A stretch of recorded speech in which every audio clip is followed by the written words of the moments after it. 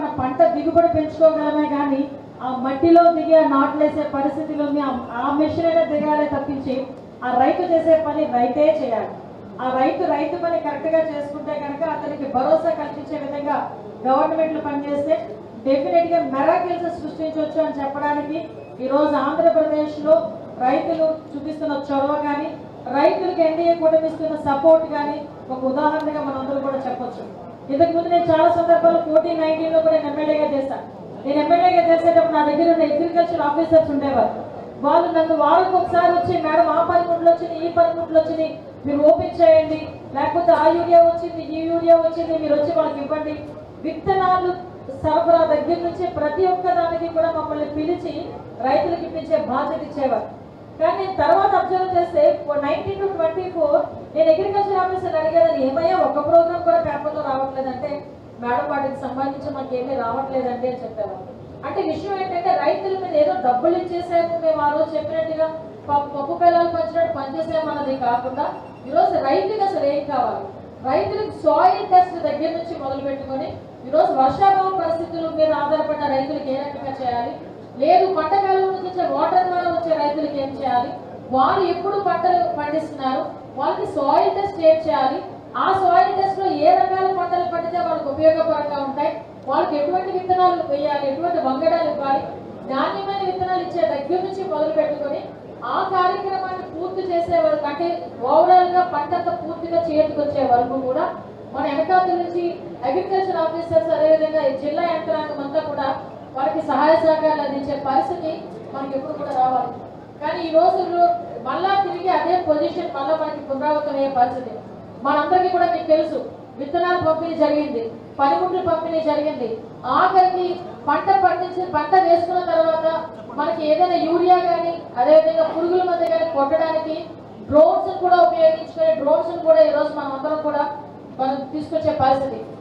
ముఖ్యంగా దేనికంటే ఈ డ్రోన్స్ వల్ల కూడా ఇంతకుముందు మనం పిచికారీ చేయడం వల్ల ఒక ఎకరానికి ఇంచుమించుగా 2-3 గంటలు పట్టేది ఈరోజు డ్రోన్ ఉపయోగించుకొని మనం కనుక చేసుకుంటే వితిన్ 10 minutes ఒక ఎకరానికి కూడా క్లియర్ గా మనము ఆ మందు పిచికారీ చేసే పరిస్థితి కనిపిస్తా ఉంది. మీ అందరికీ తెలుసు, గౌరవ ముఖ్యమంత్రి గారి ఆలోచన చాలా విజన్ చాలా ముందు ఉంటుంది. బుడమేరు ఫ్లడ్స్ టైంలో ఆ పెద్ద పెద్ద బిల్డింగ్ల మీద ఉన్న వాళ్ళకి ఫుడ్ ఎలా అందించాలరా బాబు అని పెద్ద అందరూ తరగతి కొట్టుకున్నాం. అంటే మీకు ఇక్కడ ఒక ఎగ్జాంపుల్ చెప్పాలి, సార్ ఆలోచన ఎలా ఉంటుందని చెప్పడానికి చెప్తున్నా. బుడమేరు ఫ్లడ్ వచ్చేసింది, వాటర్ పోయింది, కరెంట్లు పోయింది, ఫుడ్ లేదు, ఫుడ్ ఎలా పంపించాలో అర్థం కావట్లేదు. మేము అందరూ కలెక్టర్లు అందరూ కూడా కూర్చొని ఐఏఎస్ ఆఫీసర్లు ఐపీఎస్ ఆఫీసర్లు అందరూ ఆక్రాంతా కూర్చొని ఏంటేంటి కావాలి లిస్ట్ అవుట్ చేస్తున్నారు. లిస్ట్ అవుట్ చేస్తా ఉంటే అందరూ ఫుడ్ ప్యాకెట్స్ అవన్నీ వాటర్ ప్యాకెట్లు ఫుడ్ ప్యాకెట్లు అన్నీ చెప్తున్నారు. సార్ ఇలా చూసి ఒక్కసారి ఇంకో గంటలో చీకటి పడుతుంది, కొవ్వొత్తులు ప్యాచ్ బాక్సులు కూడా ఇవ్వాలి కదయ్యా, ఛార్జింగ్ లైట్లు ఇవ్వాలి కదయ్యా, కనీసం కొవ్వొత్తులు ఇవన్నీ ఇస్తాం సరే ఇందులో కొవ్వొత్తులు అగ్గిపెట్లు ఎక్కడ ఉన్నాయని అడిగారు.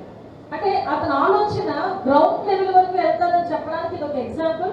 నేను అక్కడ ప్రత్యక్ష సాక్షిని ఆ రోజు, ఎందుకంటే డిజాస్టర్ మేనేజ్మెంట్ మంత్రిగా కూడా నేను ఆ రోజు ఉంటే అక్కడ నేను ప్రత్యక్షంగా చూస్తాను.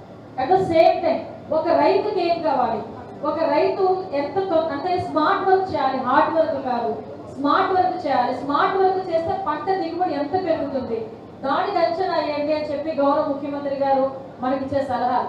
మీకు తెలియదు, రివ్యూలో కూర్చుంటాం, రివ్యూలో కలెక్టర్ గారు వీళ్ళంతా రివ్యూలో కూర్చుంటే వీళ్ళ క్యాడర్ ఎంత కిందకి వెళ్తారు, ఎంత గ్రౌండ్ లెవెల్ వెళ్ళి అడుగుతారు.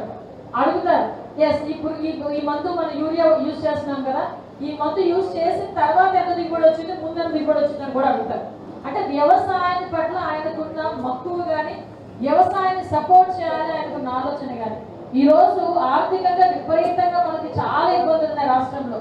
ఏదైనా ఒకటి చేయాలి అనుకున్నా జీతాలు ఇవ్వడానికి కూడా ఇబ్బందులు పడే పరిస్థితులు ఉన్నప్పటికీ కూడా రోజు ఒక విజన్ ఉన్న నాయకుడిగా సూపర్ 6లో చెప్పాము, హామీ ఇచ్చాము, ఈ రోజు రైతులకు అండగా నిలబడాలి అని చెప్పి ఆ రోజు వచ్చిన వెంటనే పెన్షన్స్ ని 3,000 రూపాయల నుంచి 4,000 రూపాయలు చేయడానికి ఒక నెల ముందు నుంచే ఏర్పాటు చేసిన పరిస్థితి. తర్వాత తల్లికి వందనం అని చెప్పి ఎంతమంది బిడ్డలు ఉంటే అంతమందికి కూడా తల్లుల ఖాతాలో డబ్బులు వేసిన పరిస్థితి. అన్నా క్యాంటీన్లు పునరుద్ధరించి తిరిగి ప్రతి నియోజకవర్గంలోని కూడా ఒక అన్నా క్యాంటీన్ ఉండాలని చెప్పి పునరుద్ధరించిన పరిస్థితి. మళ్ళా ఈ రోజు ఎంతమంది ఎన్ని మాట్లాడుకున్నా వాళ్ళ బాధ వాళ్ళకు వదిలేద్దామని చెప్పి వదిలేసి ఎవరిని మాట్లాడుకున్నా ఎవరిని విమర్శలు చేసినా తన పని తను చేసుకుని తీరాలనే ఉద్దేశంతో ఈరోజు గౌరవ ముఖ్యమంత్రి గారు, ఉప ముఖ్యమంత్రి గారు అందరూ కలిపి ఈరోజు మన ప్రధానమంత్రి